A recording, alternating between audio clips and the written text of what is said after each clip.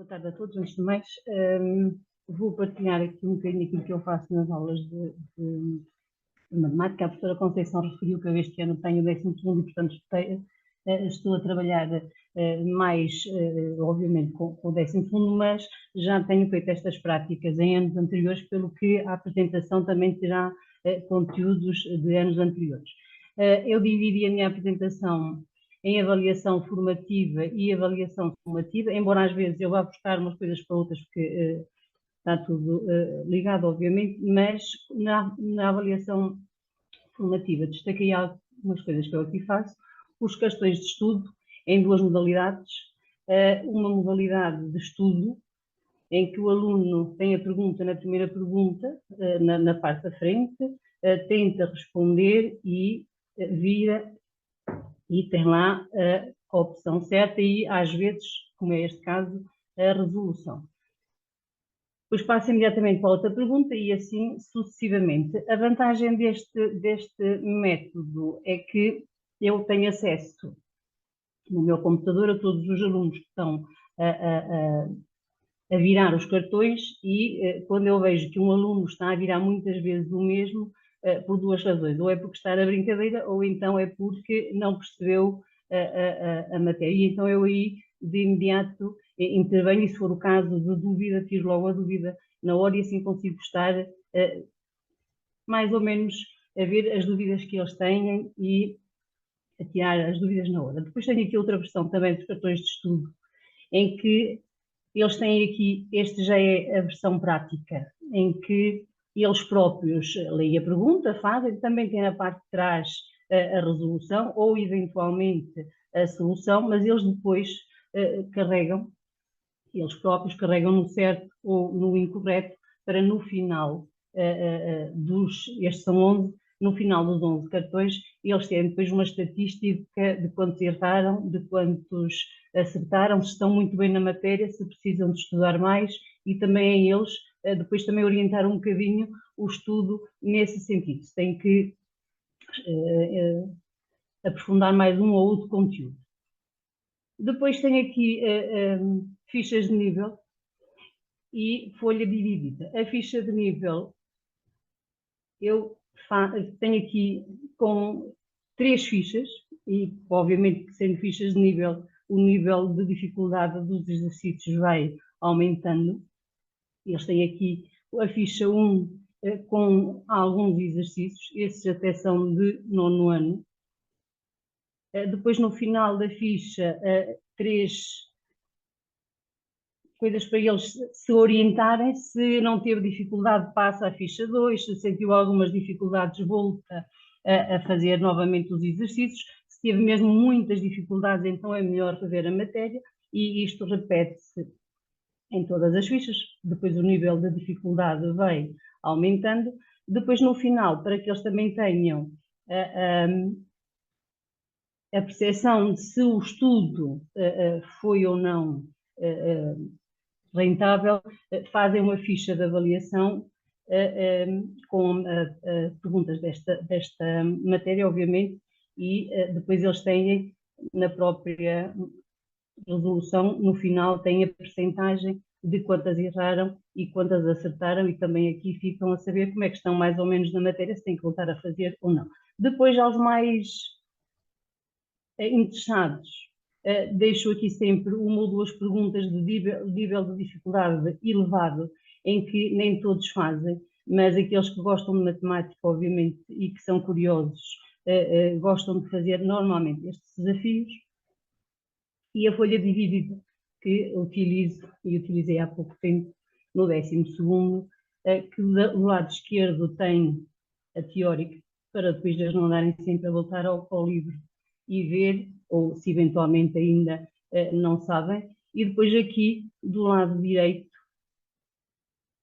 as perguntas relativas à matéria, mas em que o grau de dificuldade também vai aumentando. Nível 1 verde, depois vai passar para esta cor e assim sucessivamente. E eles também no fim, depois, também têm uma ideia do que acertaram ou não, porque tudo isto eles podem submeter para mim e quando submetem, automaticamente o programa dá-lhes a resposta de quantas acertaram ou erraram. Aqui a pergunta da aula, pronto, não é assim, é só às vezes, no final de uma aula, faço uma pergunta para ver se eles perceberam, se não perceberam, se tiveram muitas dificuldades, 2 ou 3 tópicos do que é que foi falado na aula, palavras cruzadas que eles também gostam e normalmente estas são mais teóricas para eles preencherem aqui e tenho tido até um bom feedback por parte dos alunos que eles gostam e também é uma maneira de ver, eles também sentiam um bocadinho do gosto pela matemática, fazendo destas coisas que eles gostam. A formação de pares, em que neste caso é de equações, em que eles têm aqui uma série de equações e dentro delas têm pares semelhantes, então eles têm que as resolver todas e depois ver o conjunto de solução e ver aquelas que são as semelhantes. No caso da avaliação formativa, tenho utilizado quizzes, que são perguntas de 4, 5 perguntas, em que eles respondem, obviamente, aqui, devolvem no final e quando saem, quando fazem a avaliação, automaticamente que eles ficam a saber quanto é que tiveram, quantas é que erraram. Normalmente, no 12º, cada pergunta vale 10 e depois, se são 50, obviamente, se são 5, desculpem, eles depois também já veem se estão bem, se não estão e o que é que erraram. E aqui são as perguntas normais, preenchimento, escolha múltipla.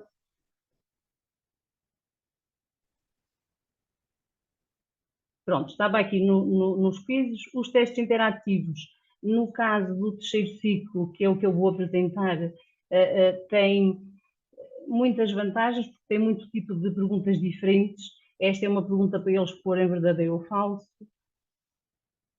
Aqui para pôr um resultado, uma pergunta, o conjunto de solução. Para preencherem uma tabela e automaticamente esta tabela depois tem aqui os campos que eles devem definir e no final dá-lhes quantas acertaram e quantas erraram. Portanto, o aluno também é bom porque ele no final tem já uma ideia do que fez bem e do que fez mal.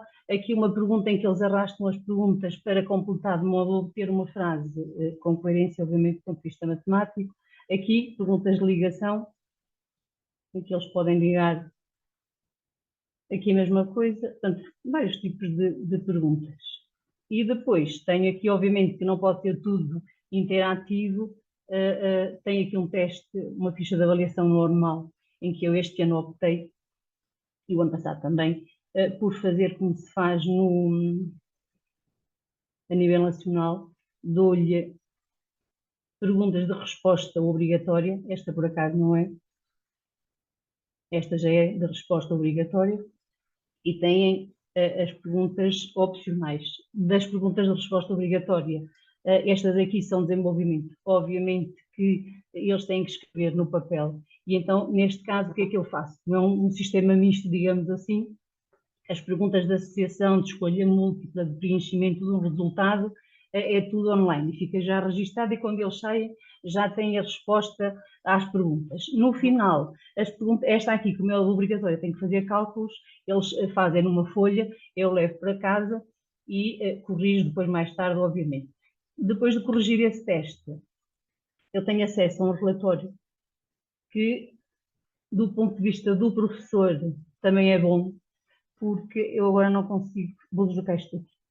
Pronto, se vocês virem aqui, no final dá-me aqui a percentagem de respostas certas, e portanto a primeira pergunta está com 89 perguntas certas, está muito bom. A segunda tem que retificar o que é que se passa, porque só 20% das respostas certas, e isto aqui para o professor é bom, porque assim em pouco tempo consigo ter uma visão, obviamente isto é só ao fim de corrigir e de lá pôr as cotações, porque depois eu faço aqui, entro aqui num aluno, posso entrar aqui, não faz mal, e depois vou-lhe pôr aqui as respostas, vou pôr aqui a cotação e no final este relatório é devolvido ao aluno e só no final disto tudo é que eu tenho acesso então ao relatório que para o professor é muito útil, porque por exemplo podem ver que há aqui muitas a vermelho, então estes conteúdos têm que ser obviamente analisados e batalhar um bocadinho mais neles para que as dificuldades